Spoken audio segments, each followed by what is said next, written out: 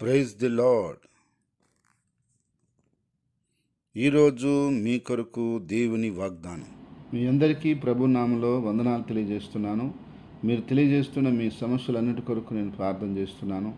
తప్పకుండా దేవుడు మిమ్మల్ని దీవించి ఆశీర్వదిస్తాడు. ఈ యొక్క సందేశం మీకు ఆశీర్వాదకరంగా ఉన్నట్లయితే లైక్ చేయండి, కామెంట్ చేయండి, షేర్ చేయండి. ఈ ఛానల్ని సబ్స్క్రైబ్ చేసుకోండి.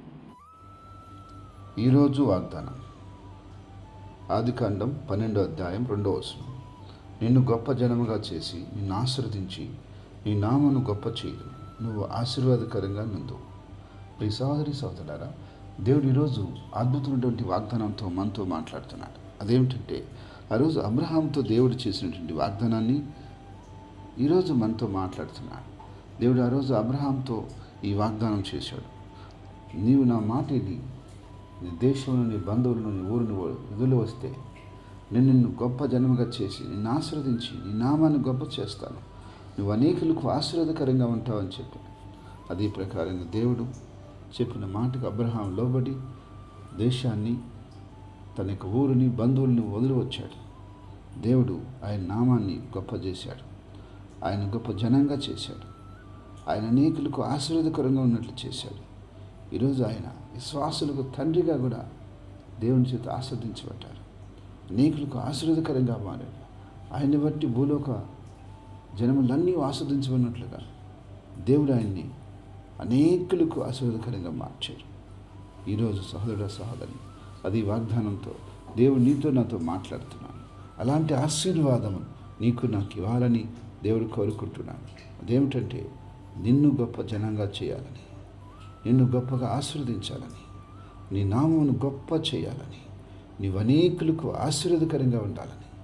కానీ నువ్వు అనుకుంటున్నావు, నేను ఎప్పుడు ఆశీర్వదించబడతాను, నేను ఎప్పుడు దీవించబడతాను, నా జీవితం ఎప్పుడు మారుతుంది, నా బ్రతుకు ఎప్పుడు మారుతుంది, నేను చాలా కష్టాల్లో, బాధల్లో, ఇరుకుల్లో, ఇబ్బందుల్లో ఉన్నాను, ఇంకెప్పుడు నా జీవితంలో సుఖము, సంతోష, సమాధానం ఉంటుంది అని నువ్వు అనుకుంటున్నావు.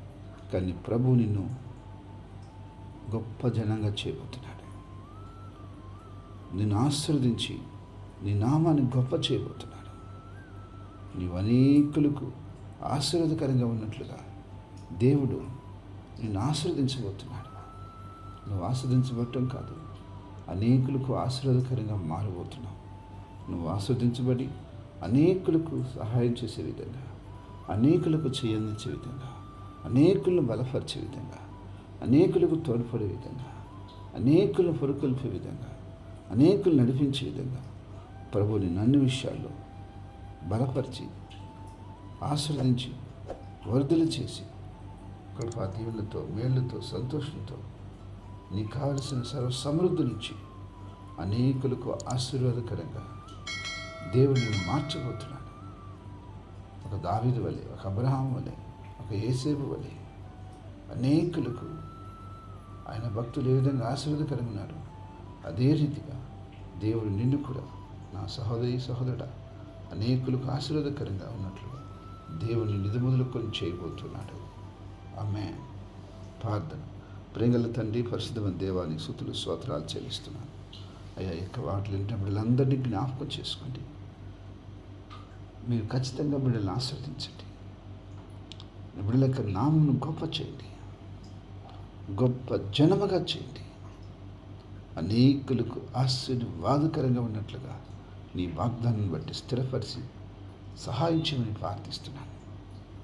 ఈరోజు పుట్టినరోజు నీ వాగ్దానమును జరుపుకునే వ్యక్తుల్ని, బిడ్డల్ని, కుటుంబాన్ని పేరు పేరు మీరు దీవించి, ఆస్వాదించి, బలపరిచి, వర్ధలు చేయమని, నీ కృప దీవులతో, ఆశీర్వాదాలతో, మేలుతో నింపమని, నీ నామానికి అత్యంత ఘనత, మహిమ, ప్రభావాలు తెచ్చుకొని వీళ్ళందరినీ నీ చేతులు సమర్పిస్తున్నాను.